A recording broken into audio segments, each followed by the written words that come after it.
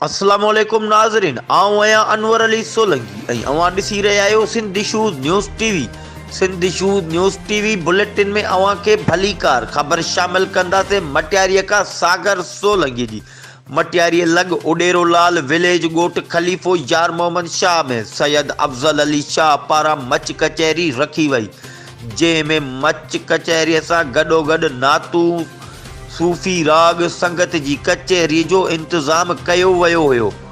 Much कचहरी जी मेज़बानी ख़ुसूसन सैयद अफ़ज़ल अली शाह बुखारी, सैयद एजाज़ अली शाह बुखारी, आलम दीन सैयद महफूज़ अली शाह बुखारी ऐं सैयद ज़फ़र अली शाह बुखारी जिन कई।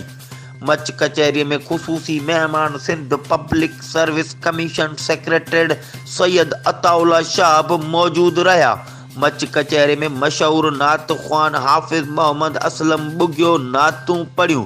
फ़कीर फैज़ मोहम्मद ख़ासकेली सूफ़ी राग पिण चयो। मच कचहरी में आयल सभिनी मेहमाननि खे सैयद अफ़ज़ल अली शाह बुखारी जिन संदी सक़ाफ़ती अजरकूं ओढायूं ऐं आजाणे में सभिनी संगत के मच कचहरी में मौजूद रहण जो शुक्रियो पिण अदा कयो। ही हुयूं हिन वक्त ताईं जूं अपडेट्स। वधीक ख़बरूं ऐं अपडेट्स जे लाइ ॾिसंदा रहो सिंध इशूज़ न्यूज़ टीवी।